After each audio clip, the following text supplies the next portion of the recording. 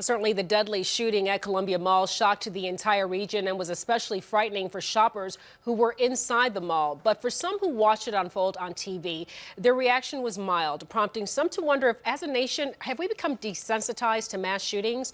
Earlier, I spoke with clinical psychotherapist Cindy Crane about this issue, and here's what she had to say. I'm certain we care.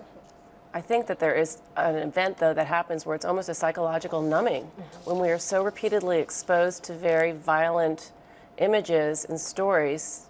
I think in some way it can be desensitizing for some. We in the media have to cover these. We can't ignore it.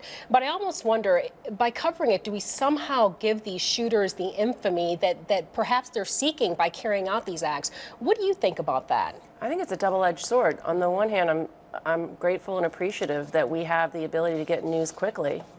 But with the advent of the internet and 24/7 news cycles, there is danger of being overexposed for some people who are very much more sensitive to these types of issues. How should we be processing these tragedies in order to maintain some sort of empathy? You know, especially, I know for me, sometimes I struggle. I cover so many of these stories that sometimes you feel like you need to be numb to it in order to just move on. But how do we maintain our humanity, our empathy, and still sort of process what's happening?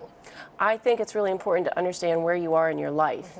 If you're an average viewer, sometimes it's important to take a break, step away from the news. If you have pre-existing mental health issues, you're going to be maybe at more risk for something being triggering, or if certainly you've ever been exposed to a trauma similarly.